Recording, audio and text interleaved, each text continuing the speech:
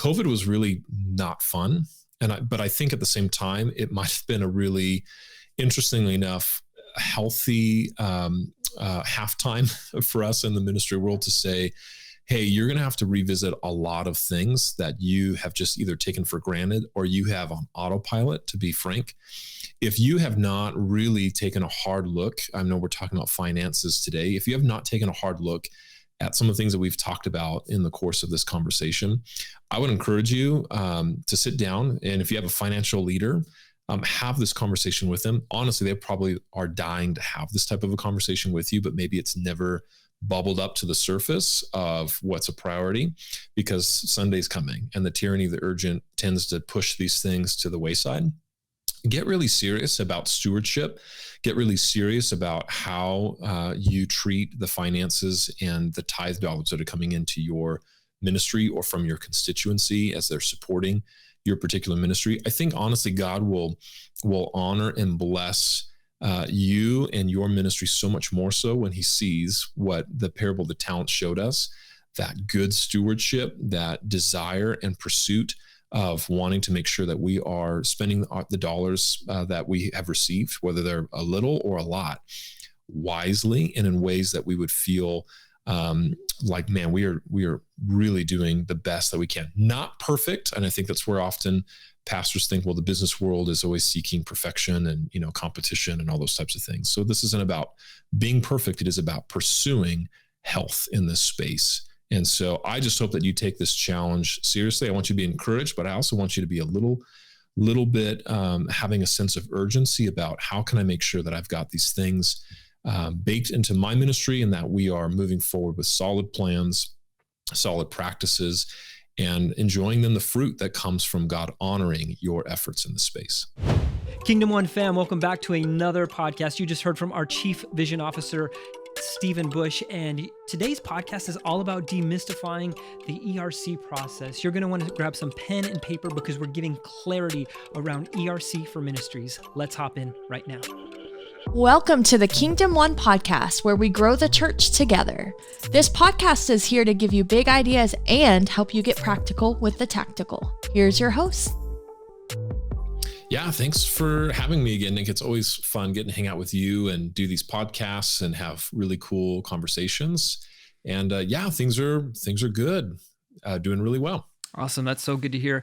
And we're in a time right now that as things are moving into an endemic. Yesterday, Gavin Newsom was one of the first governors to announce that they're moving towards an endemic, meaning that things are going to change dramatically in California and become probably one of the most open states in America right now when it comes to post-COVID. And I want to talk about how that has potentially affected the church and financially. And so my question for you is, there's been this thing that's been going around ERC, and I kind of want to learn more about ERC. Can you define what ERC is and why church leadership should be aware of this?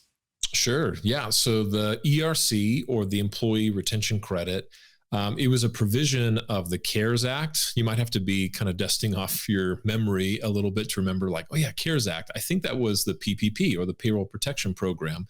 But it was part of that original legislation that was released in March of 2020, what seems like such a long time ago, almost 2 years now.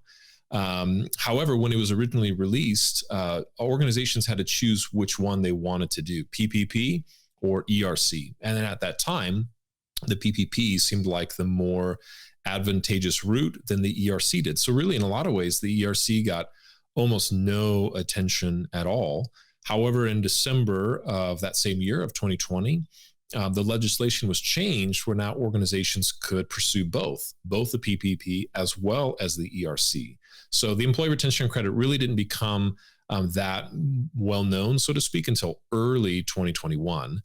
But yeah, it's basically, again, just another sort of instrument of our government trying to sustain organizations and keep the economy moving a little bit. Awesome. And so for the pastor who might be thinking like, well, what does that mean for me? And why would the government do this for a church? It's not just church organizations. Can you maybe explain a little bit more why the government has provided this?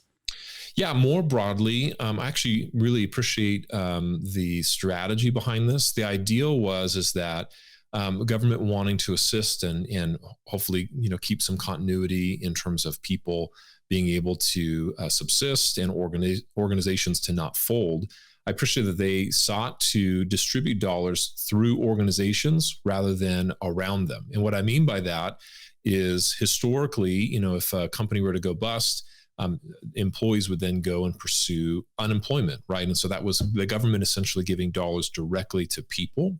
Instead of doing that, and we know that there were a few rounds of tax credits that did go directly to people, but the bulk of the legislation really was aimed at having those dollars pass through an organization to reach its employees. And so what that did is actually eliminated a lot of expansion of government in many ways, if you think about it, and instead helped organizations to continue to operate and continue to employ people. So that way unemployment hopefully was less so, and organizations also had some continuity to maintain their operations. That's great to hear that the government was thinking strategically and not having to expand itself, but going through organizations and keeping our economy healthy. So that's very good to hear. When we do talk to churches, we sometimes get some pushback from churches, and there might be a couple of myths around ERC that the government is now going to control what I say from the pulpit, and there's a lot of things that people are hesitant. But at Kingdom One, we're kind of seeing that there's both pros and cons to this. And can you maybe talk about some of the myths of ERC and some of the things that people misunderstand about it?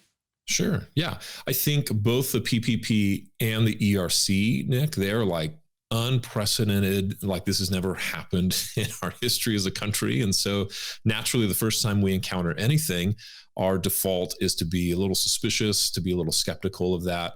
I remember I was a business administrator at the time when the CARES Act was placed into law, and there was a lot of speculation, a lot of skepticism around what this was and what was the government trying to do, while at the same time we were trying to learn a lot about COVID, right? So it was just like this overwhelming wave of new things to have to contend with. And so what I'll tell you, for churches specifically, I think PPP probably had a lot more skepticism and suspicion.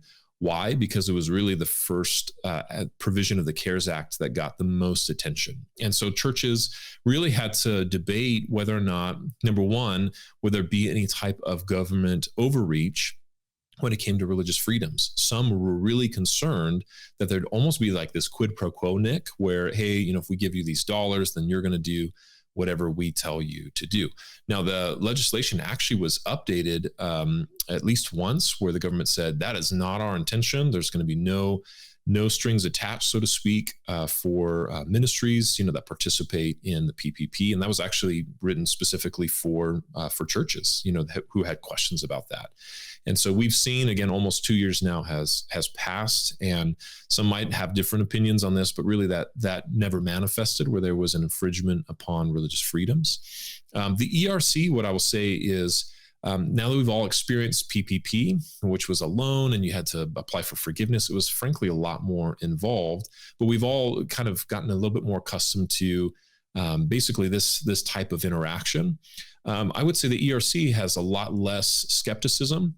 Frankly, I think it's just maybe not as well aware. Like many churches are like, well, we did PPP, so we probably don't get ERC. And so really what we've been trying to do, along with, I know, other organizations, just educate pastors to say, hey, now you can do both.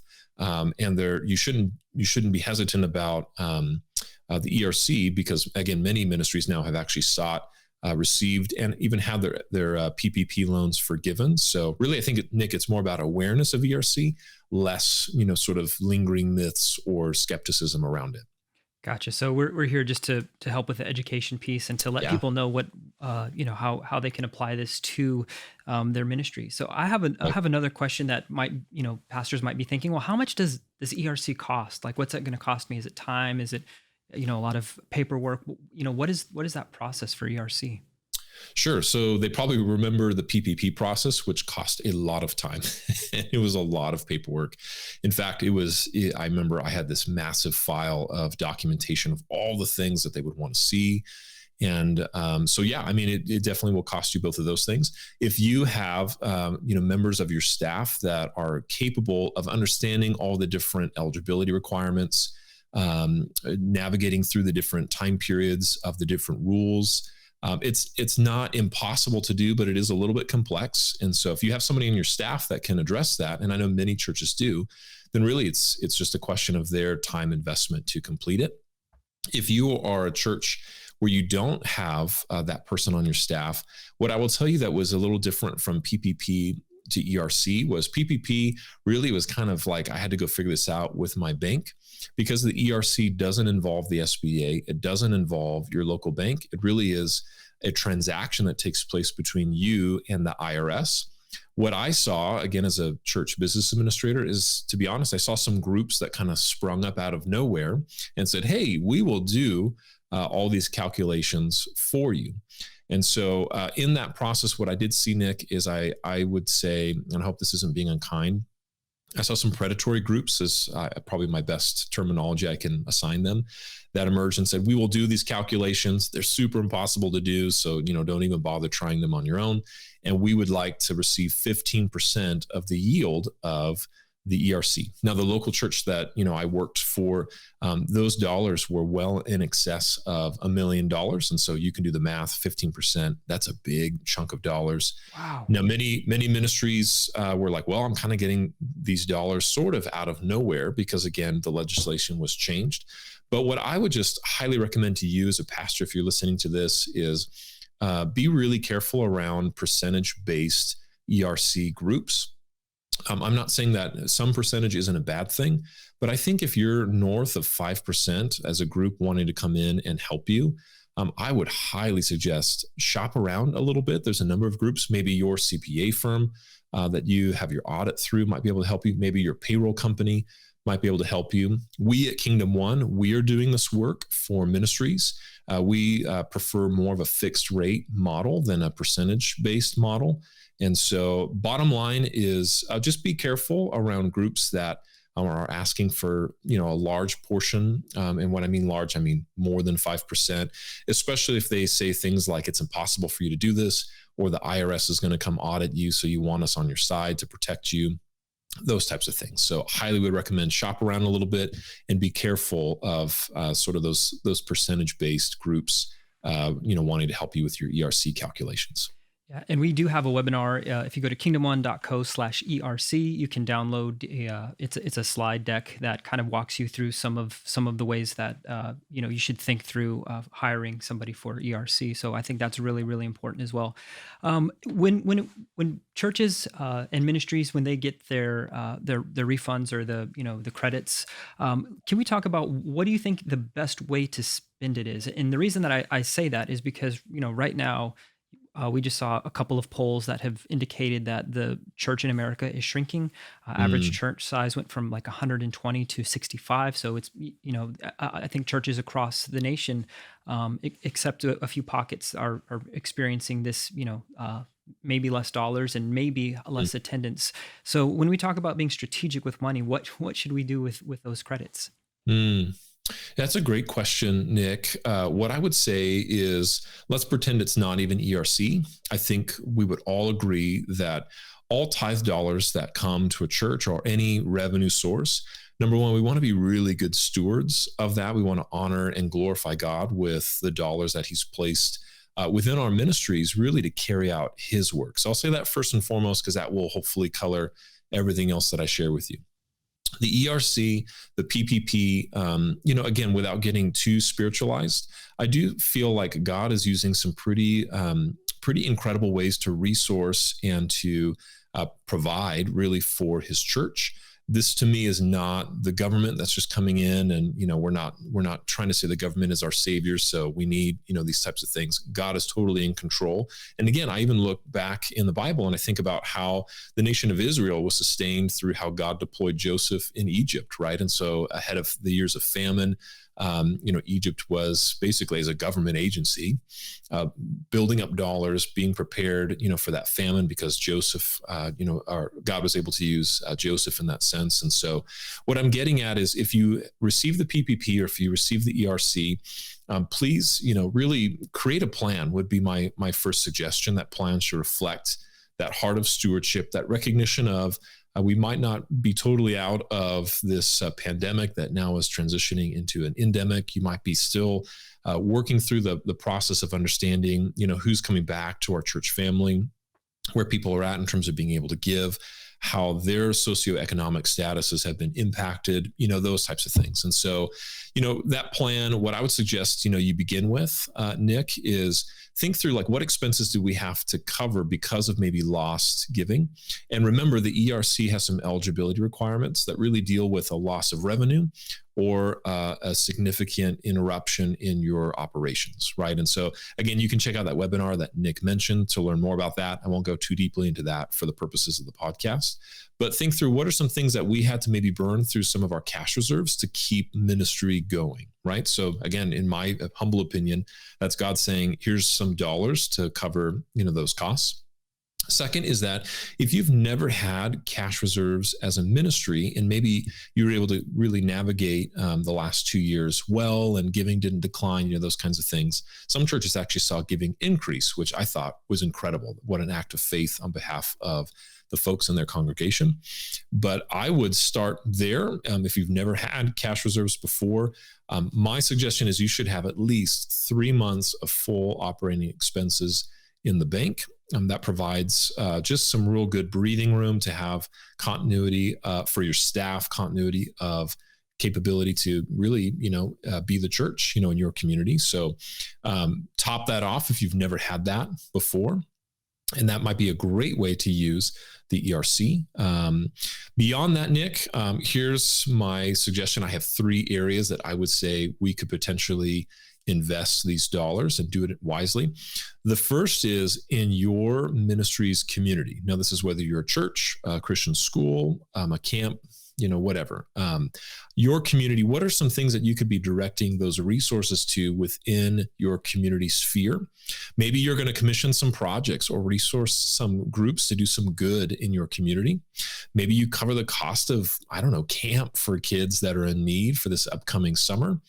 Partner with your community leaders and learn how maybe your ministry might be able to resource instead of kind of being the focus necessarily of always receiving support. So that's my first suggestion, is think through how can we invest in our community.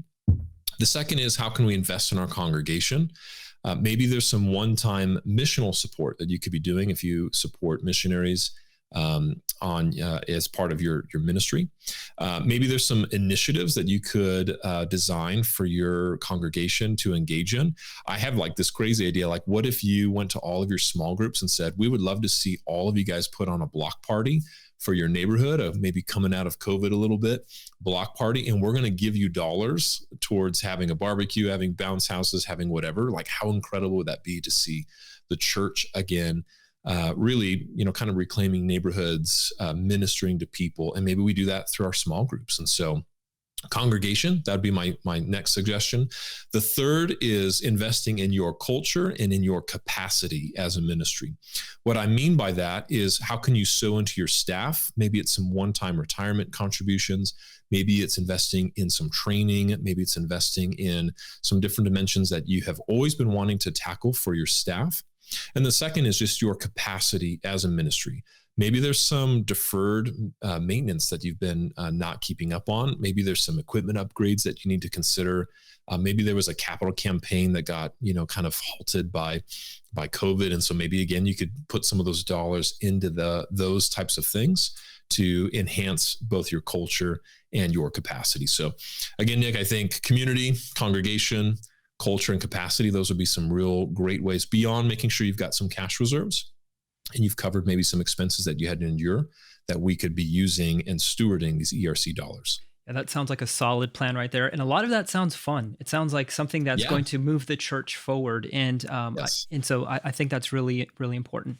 As we transition this conversation just a little bit, we're talking about healthy churches. Now let's talk about why churches might get unhealthy financially, and what is that pathway to being potentially bankrupt, broke, or even having to close the doors of a church? Yeah, that's a good question, Nick. It's obviously it's a hard one.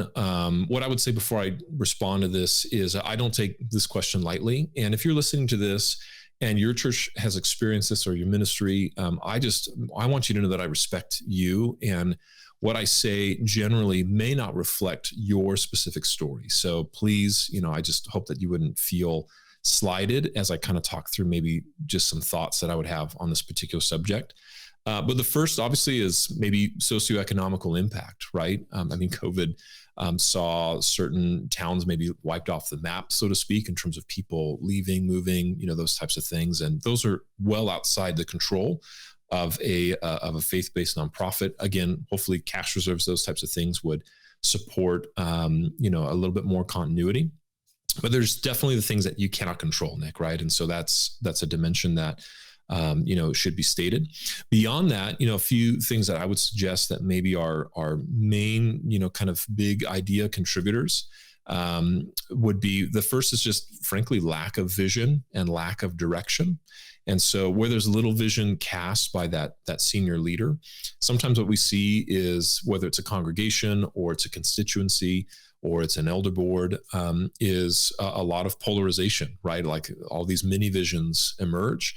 And what that can lead to is a very political, very polarized environment where there's no clear idea of what it is that we're trying to do or which plan we're trying to fund. And so sometimes we fund all of them because we don't want to hurt feelings, or we do none of them, which causes really like that ministry to shrivel because there's no fruit coming from, really what God has hopefully intended that ministry to be accomplishing. And so I think the first is, again, lack of vision, lack of direction.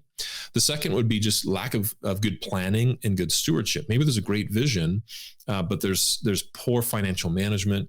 There's lack of financial best practices, lack even of visibility and inviting some accountability, whether that's from an auditing firm or how you get your church family involved or your elder board. And so, those are some areas, and sort of the lack of planning and stewardship. Also just unnecessary risks. I want to be careful in how I say this, but I know many pastors, many ministry leaders have this incredible gift of faith. And I think faith is a wonderful thing to imbue into our financial planning, our strategies. But sometimes, there's lack of wise counsel where it's like, I just have faith that next year our budget's going to triple and we're going to have that much more revenue coming in. So we're going to start spending all those dollars now, believing that that's going to happen, when sometimes God is saying that that's not actually what I want to do through your ministry. And so how can you be more thoughtful, more prayerful about how you proceed, right? So lack of planning, lack of stewardship. The last one here I'll mention is just lack of communication and lack of humility. What I mean by that is, again, sometimes there's uncontrollable things, or frankly, there are controllable things, but either pathway that kind of leads you to the point where you're getting in pretty significant trouble is that our pride and our fear sometimes take over, where we don't want to raise our hand and ask for help. We don't want to invite wise counsel to come in and help us understand what are some things we might have to do. And we don't invite maybe even support from our ministry relationships when we're in a tough spot. And so I think this lack of communication, lack of humility can also be a big contributing factor, where we're not willing basically to maybe look like we're not perfect, which I know we all want to just look great and perfect and nothing's ever goes wrong here, right? But I think that's where God really calls us in those situations, to be humble and to invite help, and then let God resource us through that help. That's fantastic to hear. Also know that you are a planner. And so as a planner and as somebody who enjoys a spreadsheet and really loves vision casting, I'm sure you already have answers to how can a church who might see themselves in this direction, how can they move? And what are some easy financial tools that all organizations can deploy in this time? Yeah, I think without getting into a lot of like technical tools, because there's plenty of things that we could talk about in a podcast around that. I just to kind of keep it high level, what I would suggest is almost some of the things we touched on, like doing the opposite of that. And so the first is, a huge financial tool or financial foundation is having a vision and having a mission. I call this just the why, right? And so I think, Nick, I see this often, that ministries really can tend to be a little poor in capturing and communicating a long-term vision coupled with a specific short-term mission, right? And sometimes we use vision and mission almost interchangeably. Like your church might have a mission statement that never ever has changed since it was founded. But then you're like, what is a vision statement? And so again, we could do a whole podcast on that as well. But what I mean by that is a purpose, essentially, like our church exists to do this until Jesus comes back. And then a mission really speaks to, maybe a 5-year max, maybe 10 years at the most, perhaps even, time period of like, we're going to do these specific things for this specific set of time. And the last piece of that is then an annual ministry plan. So our purpose, which will never fully accomplish until Christ comes back, a mission, which maybe, again, just for sake of ease, is a 5-year time period. And then this year, what are we doing out of that 5-year plan that reflects our purpose, right? So that's the first one, Nick, is really vision and mission, having a why. The second then is a strategy. And this is the how and the what. This is where we get into, that annual ministry plan helps, anybody who's kind of overseeing the finances. It really helps everybody. But since we're talking financially, it helps that financial leader to say, I can now look at that ministry plan and I can understand how to budget, how to create a financial strategy, how to create some metrics, all those different types of things. And in that, Nick, what I see often is churches don't engage in something called zero-based budgeting, where basically whatever the budget was last year, it is this year, plus we're going to add some things. And there are sometimes, departments that almost like accumulate budget dollars. And it's this annual fight of like, if I can just add some more dollars, I can keep doing all the other things I was doing, plus I'm going to add some more. But zero-based budgeting really tells us like, man, what is our mission slate for this year? What's our annual mission plan? There might be some things that we no longer fund anymore because why? Because it's not part of our mission period. It's not part of our ministry plan this year. And so let's redirect dollars rather than always kind of seeking to the congregation or seeking to our constituency. We always need new, more dollars because we're not willing to really take stock of what is it that we're trying to accomplish, and does that still fit within our ministry plan, or is that something that we should actually start doing, really start turning off or discontinue doing? Focused dollars, I will just say, tend to do a lot more than unfocused dollars. So that's where that ministry plan, being very sharp, very specific, allows you to say, cool, we're going to invest our limited finite resources in these very specific areas because we want to see these very specific outcomes. And the more that you do that as a church, the better disciplined that you will be. And by the way, you teach this from the pulpit on Sundays, right? When you talk with families about financial stewardship, about how to be able to meet the needs of your family. You can't do everything, right? And so we preach this from the pulpit, but then on Monday we go back to our church offices and we sometimes practice the exact opposite. So again, strategy, the how and the what. And with that, just if you don't mind, Nick, I'll read real quickly a verse from Luke 14:28.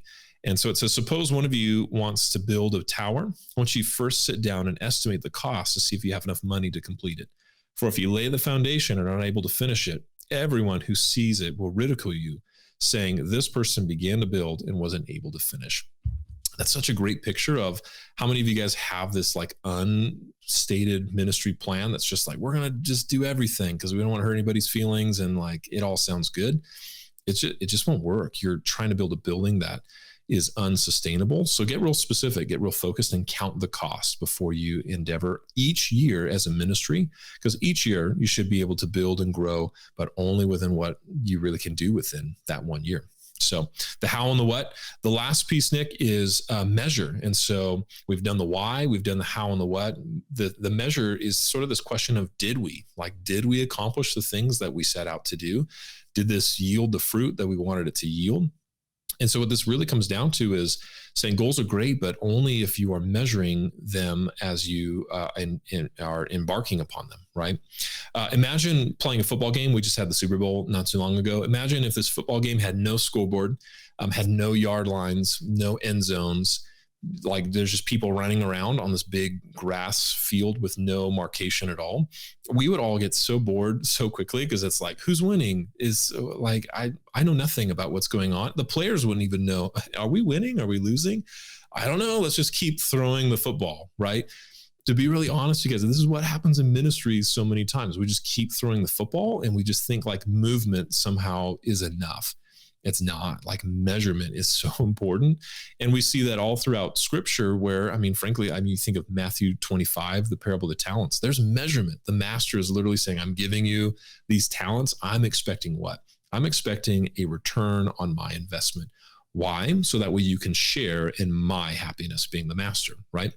So I often hear in working in ministry, I hear pastors say, ministries is really hard to quantify. So we don't really create goals. Because why? Because we don't want to make people feel uncomfortable or put the Holy Spirit in a box, those types of things. And hear me, there are some measurements that probably are unhealthy, but just to say we're not going to measure anything at all because it's a little difficult to kind of maybe, figure out what the best measurement or the best key performance indicators are, means we're not going to do it at all. I think that's just such a lie of the enemy and a way for him, frankly, to distract and discourage us, because we're just like, I don't know, I'm tired because we're doing a lot of things, but I have no clue if this is producing any fruit.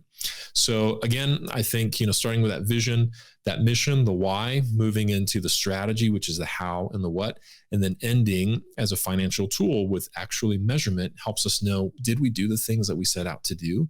And the more we do that, the better we will be able to steward our dollars, because we'll understand the impact that they have as we sow them into these plans, and be able to hopefully quantify a little bit the fruit or the return on investment that we're giving to the master so we can share in his happiness. Kingdom One fam, I always love spending time with Stephen Bush because he is so clear. And if you are a ministry leader and you're thinking about filing for ERC, or you have some questions, we have a tool for you. If you go to kingdomone.co/ERC, there is an ERC calculator on our website. That calculator is there to help you think through all the numbers you're going to have to crunch in order to file for ERC. Or maybe you're stuck and you need some help. We love to help ministries of all shapes and sizes make sure that they're filing correctly. You can go to kingdomone.co/ERC. There's also a get started button right there for you if you just want to hop right in and let us help you with that process. If you have any questions for us, feel free to email us at hello@kingdomone.co. And until we chat again, let's grow the church together. Peace.